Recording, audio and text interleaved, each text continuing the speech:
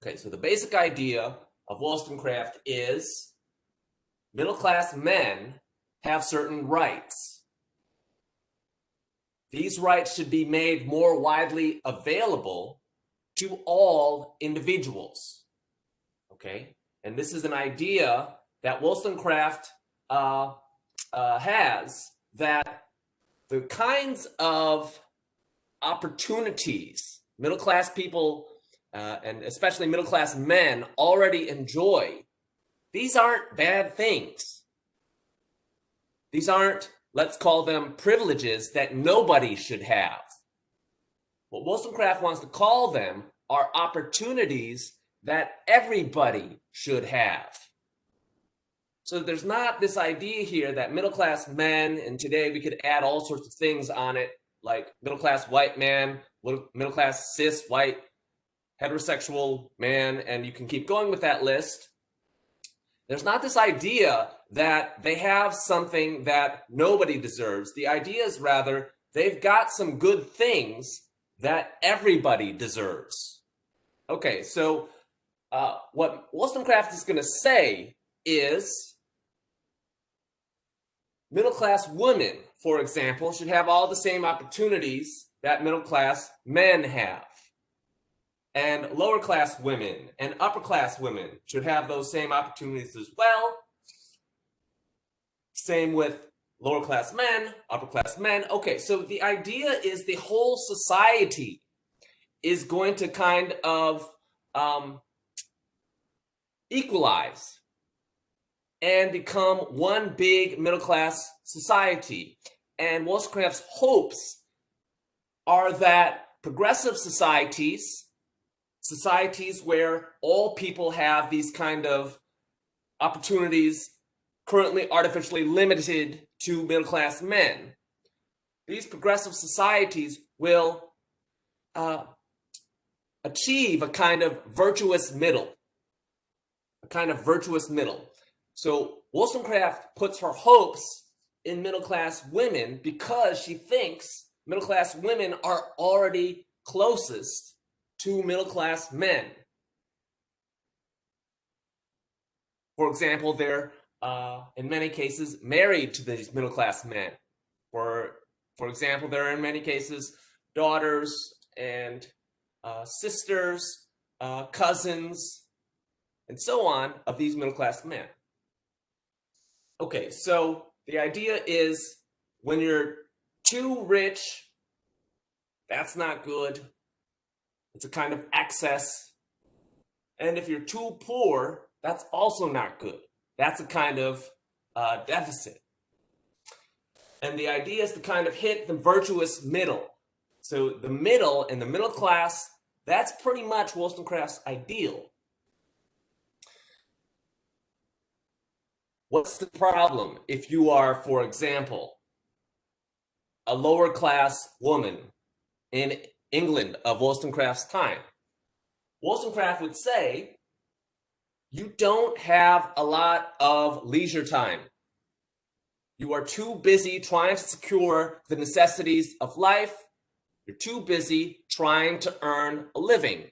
Say you're a woman of the working class. Let's say that your employment is as a servant. You're in service to some rich household, maybe an aristocratic household, or maybe a banker's household or something like that. You're working too long and too hard. You don't have the leisure time to read books, maybe read the Bible, maybe reflect upon your life and think about what kind of goals you want to achieve and so forth. You haven't got the time for that. Okay, so that's one problem with it. And connected to that, lack of leisure time, lack of self-reflection time, lack of freedom, really, Wollstonecraft would say. There's the problem of education, which we'll discuss at length today. But the basic idea is very few women in the lower classes, and in fact, very few women at all, but especially working class women, were being deprived of educational opportunities. Okay, and part of what made this middle class status good for middle class men is the fact that they were getting properly educated, that they could read, that they could do math and had some acquaintance with the natural sciences and so on. Okay, so that's the problem with these women in the lower classes and why she doesn't put her hopes, doesn't have high hopes for these women. It's not that she thinks they are inherently inferior or something like that. She doesn't think middle class women are inherently superior, but there's something about their situation which makes it hard for them to develop their character, to develop their personalities. And it probably just comes down to lack of education. Okay, the problem with these upper class women, rich women, aristocratic women, women who may be married to a big banker or a big merchant or something like that. The problem with them, Wollstonecraft says, is they're kind of living in a gilded cage. They're living in a gilded cage.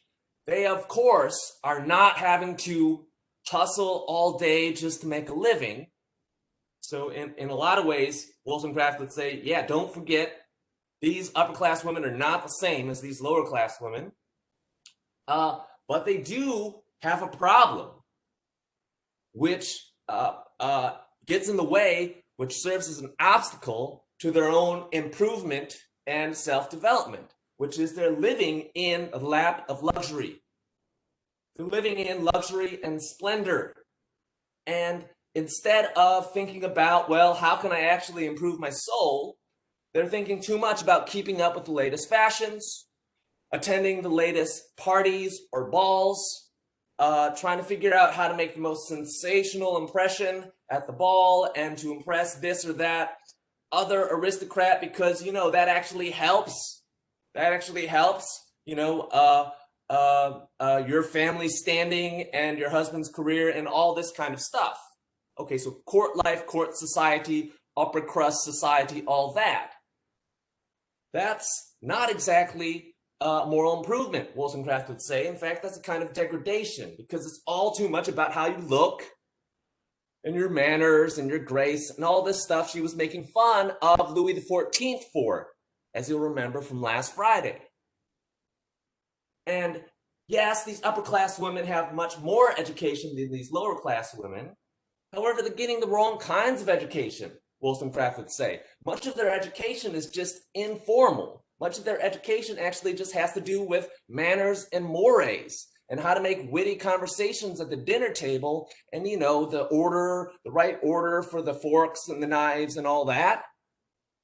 Okay, how to command the servants around and the footmen and all that. Okay, and so is it any surprise, Wollstonecraft would say, that their reason is underdeveloped, that their morality is not improving, that they prefer, by this training and by this teaching, a life of luxury and sentimentality, and that when they do want to read and when they do want to exercise their mind, they go for this sentimental literature and stuff that is not considered serious, which is more along the lines of, you know, romances, you know, maybe gossip in the newspapers, and other things that men, educated men, aristocratic men consider beneath their dignity to indulge in. Okay, so there's some problems here. And that's why Wollstonecraft puts her hopes in middle-class women, because they fall in between the excessive luxuries of the rich and the excessive deficiencies, the excessive hardships of the poor. Okay, so Wollstonecraft is a middle-class feminist in a non-pejorative sense. She would not think it's an insult to call her a middle-class feminist. Okay. What is the virtue for Wollstonecraft? So we talked a lot about Wollstonecraft thinks that all individuals should develop their reason. All individuals should develop their morality. Wollstonecraft, like Plato, conceives of morality as a project or an aspiration of developing one's character. And the traditional name for developing one's character, drawing out certain features or characteristics of one's personality, we call that virtue ethics. Virtue ethics. So every time Plato was talking about excellences, that's basically the same thing as what Wollstonecraft means by virtues. So there's one point of comparison. I only mentioned Plato because we spent a lot of time with Plato. The opposite of this way of thinking is rule-based ethics, as we've discussed in this class. And Locke here is our example of the rule-based ethics. And remember, the main thing for Locke is following the laws, be it civil law or natural law. You've got to follow the laws, and that's the main problem of morality. For Wollstonecraft and Plato, the question is, how do you draw out the excellences, the virtues, through education? Education not only in the classroom, but education in daily life. You've got to cultivate these virtues or excellences in your daily practices. That is a big idea for both Wollstonecraft and Plato.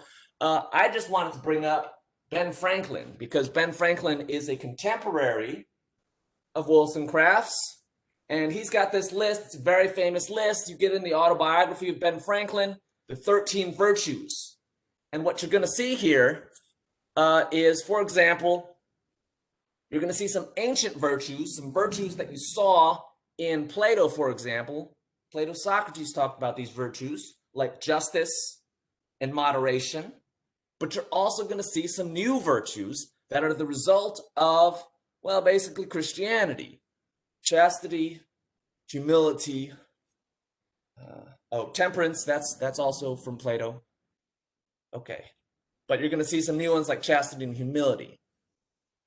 Although, as you see here, Franklin says humility comes from both Jesus and Socrates. I'm not going to talk about Franklin's definitions of these terms because they sometimes conflict with Wollstonecraft's. I just want you to know that, yeah, in Wollstonecraft's time, French Revolution time, American Revolution time, she wasn't the only one talking about virtues in this manner. Now, here's the big question. What is the virtue, according to Wollstonecraft? She keeps talking about virtue. If you do a word search on virtue in this book, it'll come up. I don't know how many times, I haven't done it, but I would guess 100, if not more. She loves this word. And do you notice that the only virtue to get its own chapter, and the only virtue that Wollstonecraft really discusses at any length, is the virtue of modesty. What is modesty? Modesty is a couple things, but it's first a self-relation, and it's secondly a relationship you have with other people. Let's start with the self-relation. Modesty is connected to the ancient virtue of moderation. And in fact, they have the same root. Modesty is a moderate appraisal of oneself. So we were talking about Wollstonecraft. When she thinks about ethics, she likes to think about excesses and deficiencies. So we just talked about this in terms of class. Why she thinks the middle class has the best shot at being a virtuous class. Okay, it's the same different with the virtues. Wollstonecraft thinks the excess, the name for the excess that you shouldn't be aiming for is vanity. Vanity is an immoderate appraisal of the self. Vanity is you think you can do some stuff, but you actually lack the capacity to do that stuff.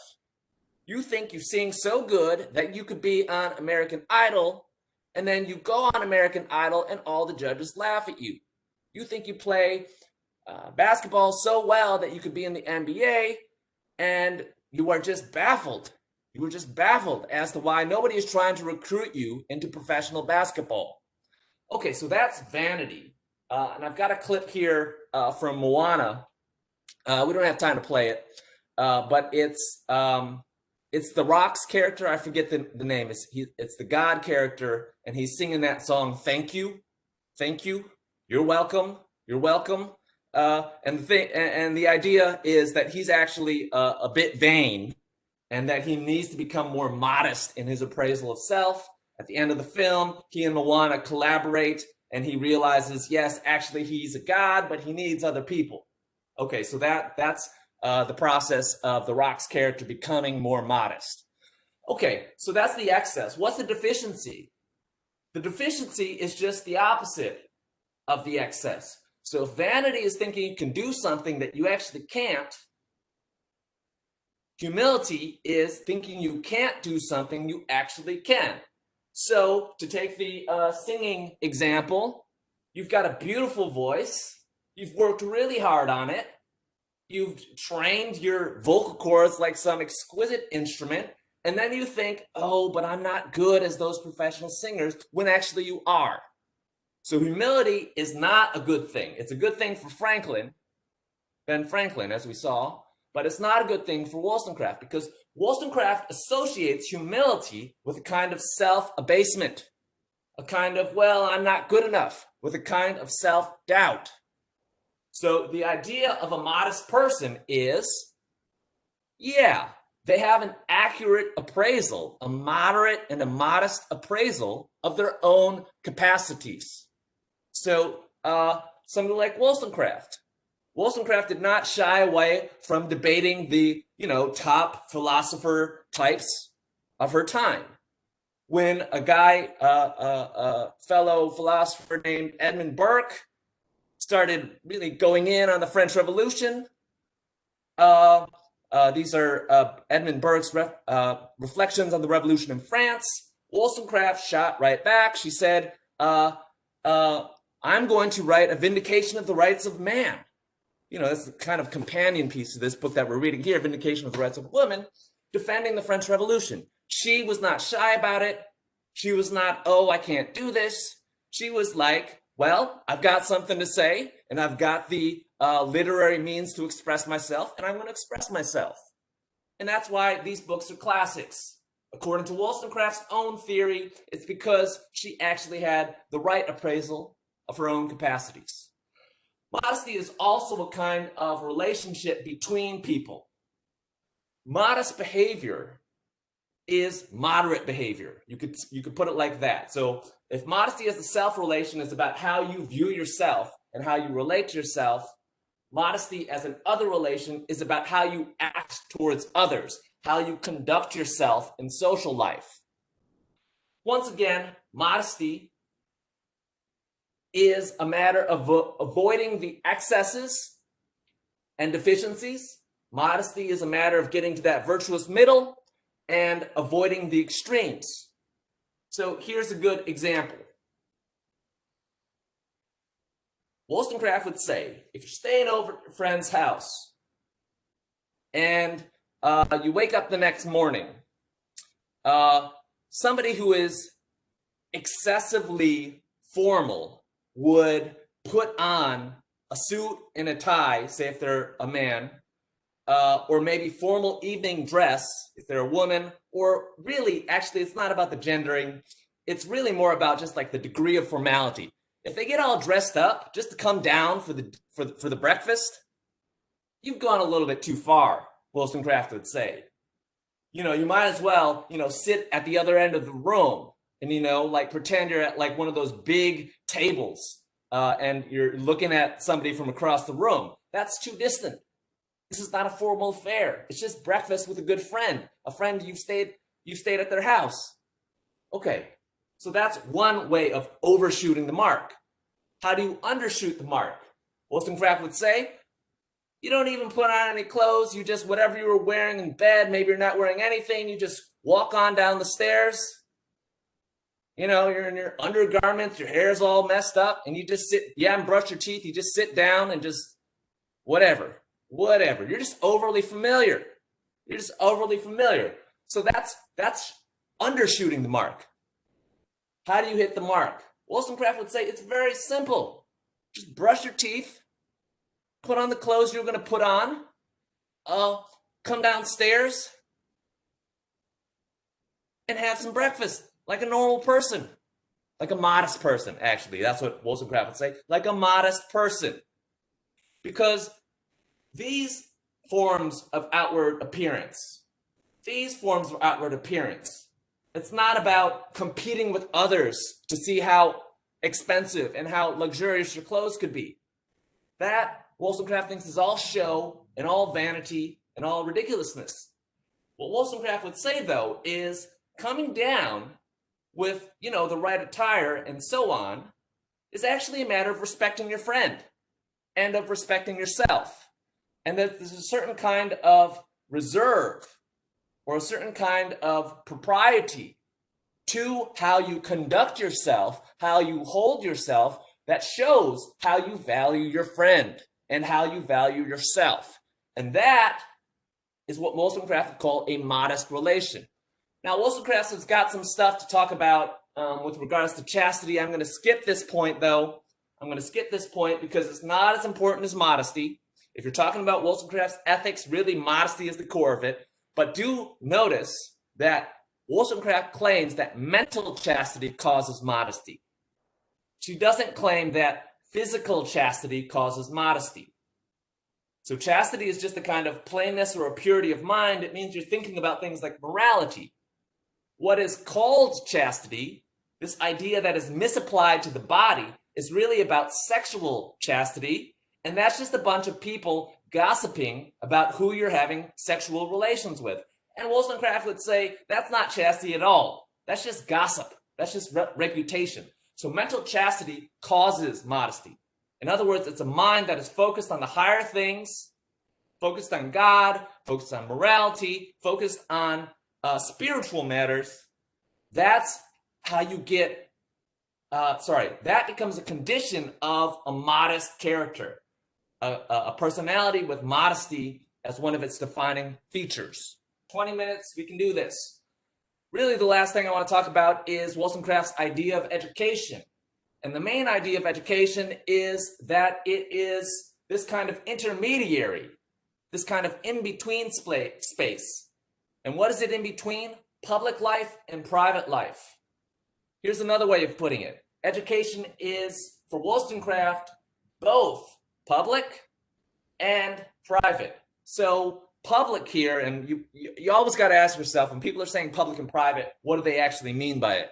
So for Wollstonecraft, public would mean things like government policies and government posts, and would also mean things like formal employment. Employment you get by working on the basis of a contract and outside of the home, for example. Okay, paid employment, you could put it like that.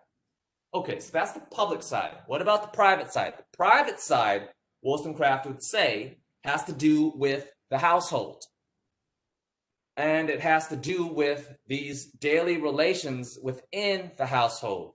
And it has to do with families and their kinship relations. The fathers, mothers, daughters, cousins, extended family, all that. Okay, and education, Wollstonecraft thinks, is the first taste that children, young children who are being raised within the household, who are being socialized within an extended family, their first taste of living in this broader world that they're growing up into, where they're going to have to hold down a job and participate in politics. Okay, so education helps you get the child transitioning into these broader and broader spheres of association, these broader spheres of activity, to the bigger world. Education to introduce the child to that larger world. Okay, at the same time, Wollstonecraft doesn't think there's some kind of absolute break between public life and private life. She thinks that public life and private life are continuous. The real difference for Wollstonecraft between public life and private life is a matter of scale.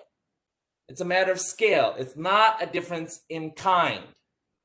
So Wollstonecraft is saying there aren't these two worlds. where private conduct is one way and public conduct is another way, you're supposed to be doing what you do in private, which is virtuous behavior, modest behavior, for example. You're supposed to take that sense of modesty that you cultivated in the household and then refine it a bit in a more formal education process. Let's call it schooling. And then you graduate from school and you're supposed to continue to be modest when you get a job, for example, and you're at your first profession. You're acting professionally.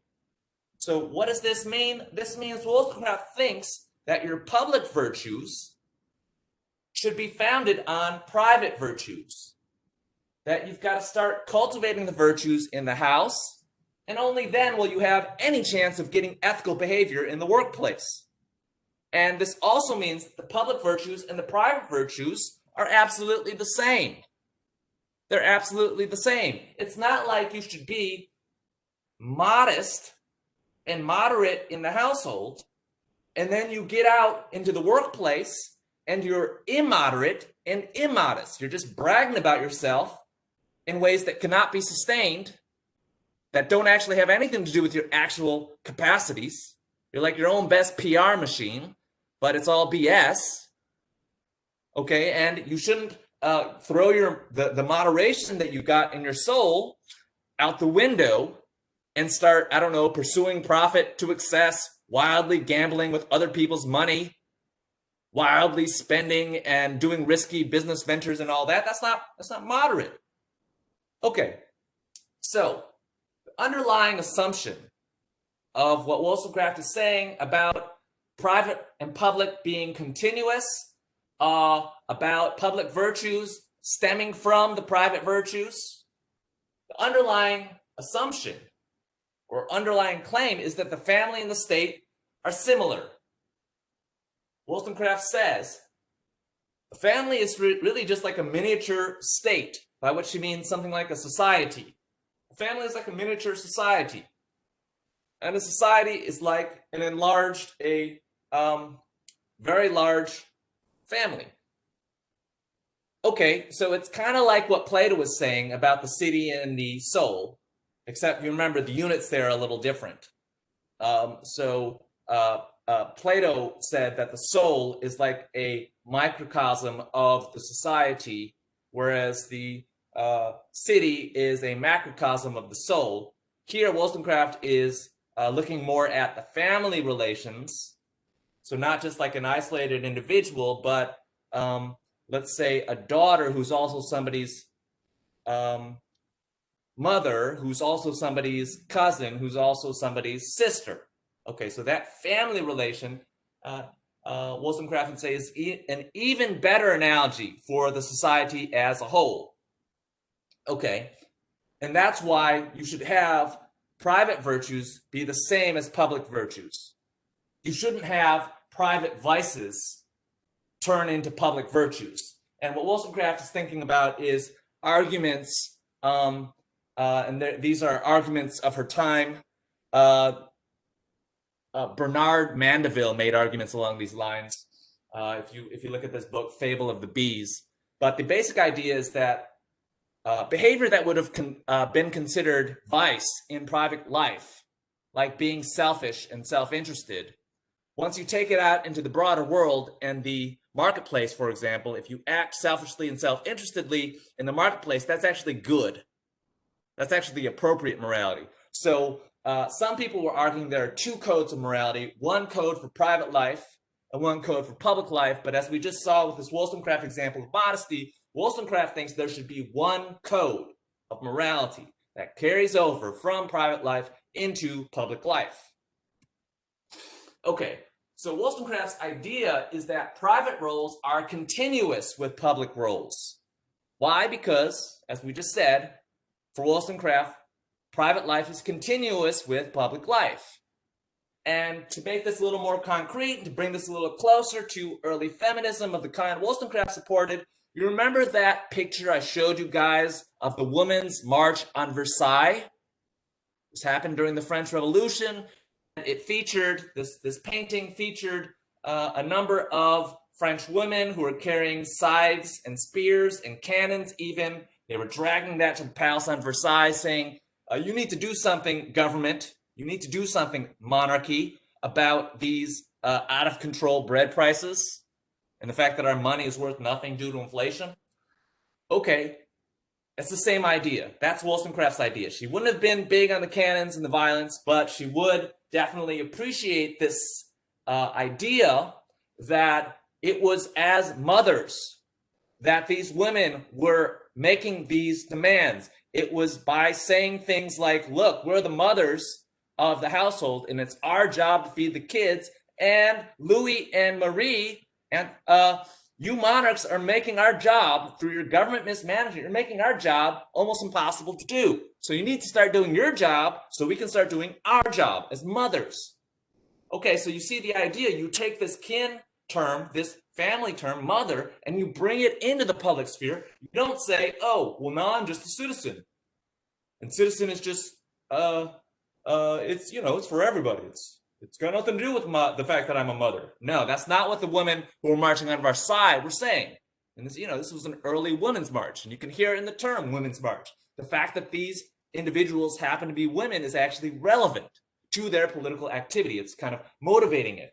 And you can look on page 186 for a more general version of this argument, because what Wollstonecraft says, here she's addressing the men of her time. She says, would but men generously snap our chains. And, you know, there's sarcasm here, because she doesn't think this is a matter of men's generosity. She thinks it's a matter of justice. Women's rights don't come from men's charity and generosity. Women's rights, they're God-given. Okay, so would men but generously snap our chains and be content with rational fellowship. Rational fellowship, you remember, this is the ideal of marriage as a friendship. The ideal of marriage is a partnership.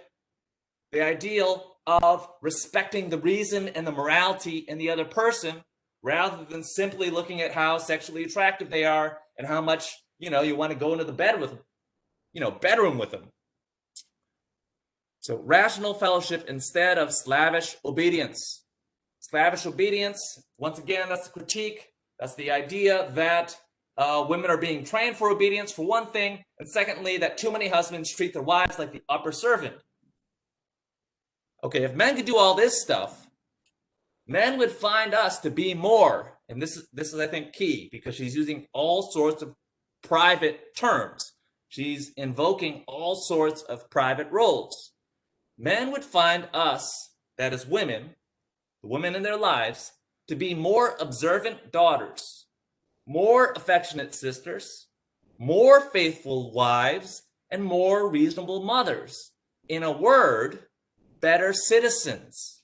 Better citizens. So Wollstonecraft is saying, observant daughter, affectionate sister, faithful wife, and reasonable mother, those are the roles of a citizen.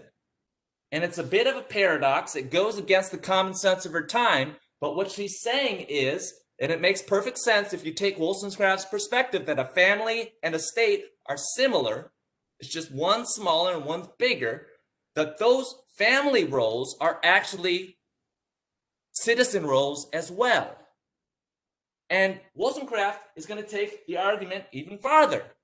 She's going to argue household equality, for example, more equality between husbands and wives, is a question of equal citizenship, because as we just saw, she thinks a woman doing her job as a mother and a wife is doing good citizenship. Household equality is therefore equal citizenship. So the demand for more equality in the marital relation is also the demand for more equality between citizens. And as we just saw, Wollstonecraft thinks that all this is not only for the good of the daughters and the sisters and the wives and the mothers. She thinks this is for the common good of the family. She thinks this is for the common good of the family. Why? Because if you're a reasonable mother, for example, and you are spending a lot of time with the child, and you are modeling behavior for that child, because remember, Wollstonecraft thinks a lot of the behavior being modeled for young girls in particular isn't very reasonable. But if you had a reasonable mother, wouldn't it be expected that they would be modeling a more reasonable standard of behavior? Wouldn't the moral influence of the mother not only have affection behind it, but now reason behind it? So wouldn't you be engaging more of the child's soul with a more reasonable mother? But if the mother weren't properly educated herself, if the mother unfortunately never had the opportunity to get a formal education, if the mother had only had her sentiments and her passions worked on, but her reason was underdeveloped, how would you expect that mother to be reasonable, first of all? And how would you expect that mother, who has unfortunately and unjustly been denied opportunities, in other words, oppressed, how do you expect a mother of that kind to raise reasonable children? And especially reasonable daughters, when they're modeling a kind of deficient or a kind of, not ideal kind of womanly behavior. Okay, so that's the basic argument. And Wollstonecraft wasn't alone here in making these kinds of arguments. She was not alone in thinking of relations typically considered private or personal in terms of political or public relations. So remember, this is all about this kind of feminist slogan that came about more explicitly in the 20th century: the personal is the political. The private and the public are not the same. They're not the same, but they're similar. So I've got this website here,